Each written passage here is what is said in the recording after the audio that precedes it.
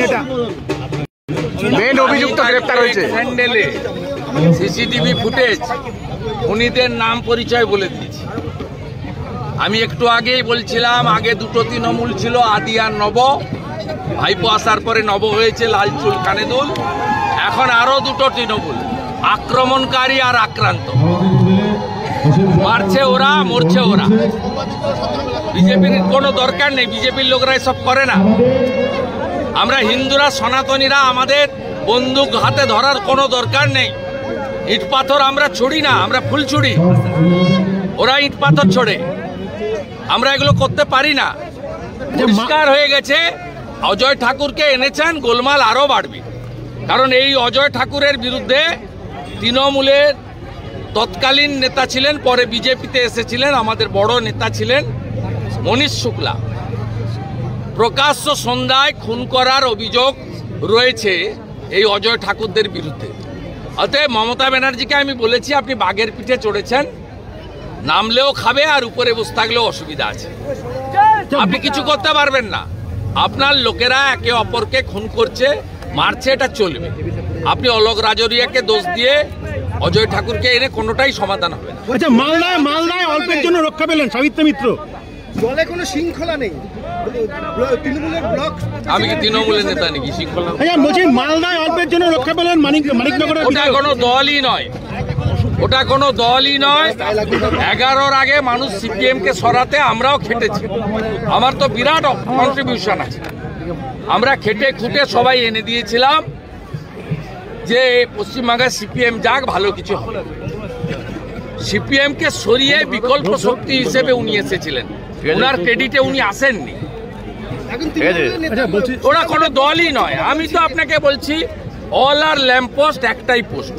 ওটা একটা কোম্পানি, বিভিন্ন স্তরের কর্মচারী রয়েছে, আংশিক সময়ের কর্মচারী, অস্থায়ী কর্মচারী, চুক্তিভিত্তিক কর্মচারী, চতুর্থ শ্রেণীর কর্মচারী, তৃতীয় শ্রেণীর কর্মচারী, দ্বিতীয় শ্রেণীর কর্মচারী এবং ম্যানেজমেন্টের কর্মচারী। আচ্ছা, মালদায় আজকে অল্পের জন্য রক্ষা পেয়েছেন মালদার বিধায়ক।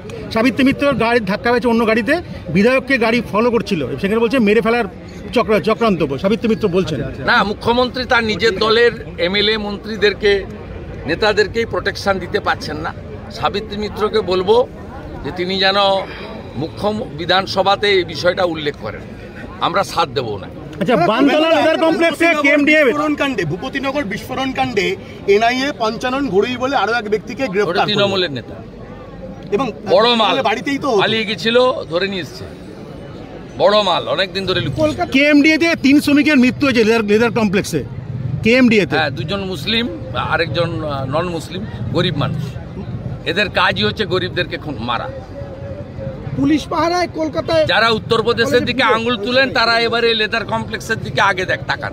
কিছুদিন আগে গার্ডেন রিচেও একই জিনিস করে 11 জন লেবারের উপর ঘর চাপা দিয়েছে। মদন মিত্র বলছেন 10 মন্ত্রী হতে গেলে 10 কোটি টাকা 20 কোটি টাকা দিতে হবে। কে? মদন মিত্র। আমি এই ধরনের বহু গুণে গুণান্বিত যে সমস্ত মুখপাত্র তাদের সম্পর্কে বলি না, তবে উনি যে কথাটা কালকে বলেছেন একদম সত্যি কথা। গ্রাম পঞ্চায়েতের প্রধান হতে গেলেও টাকা দিতে হয়, টাকাটা নেয় ভাইপোর পিএ সুমিত। একদম সত্যি কথা বলেছে। ভাইপোর অফিসে বিক্রি হয়, অঞ্চল সভাপতি, ওয়ার্ড কাউন্সিলর, প্রধান প্রত্যেকে টাকা দেন, টাকা দিয়ে কিনে নিয়ে আসেন চুক্তির ভিত্তিতে, এবং টাকাটা নেয় ভাইপোর পিএ সুমিত। কলকাতার দাদা, শেষ প্রশ্ন দাদা, মমতা ব্যানার্জি জানেন না, এসব প্রশ্রয় দেন না উনি। পুলিশ পাহারায় কলকাতা কলেজে সরস্বতী পুজো হচ্ছে, এটাও বাংলাদেশ বানিয়ে দিয়েছে, এটাও বাংলাদেশ বানিয়ে দিয়েছে।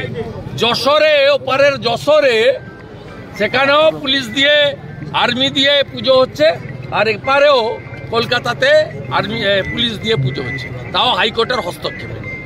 এখানে আলামিন মন্ডল আর ওখানে সাবির আলী, মডেল এক, মডেল সব একই মডেল, জিহাদি মডেল। আমরা তুলে ফেলবো। 39% হিন্দু ভোট দিয়েছে। আমি আর পশ্চিমবাংলার আর 5-6% হিন্দুকে বলবো যে দয়া করুন, বাড়ি থেকে বেরিয়ে এসে ভোটটা করুন। কিচ্ছু করতে পারবে না। হিন্দু সরকার হবে, জিহাদি মুক্ত বাংলা করব, উল্টো দিকে ঝোলাবো, সোজা করার কাজ করব।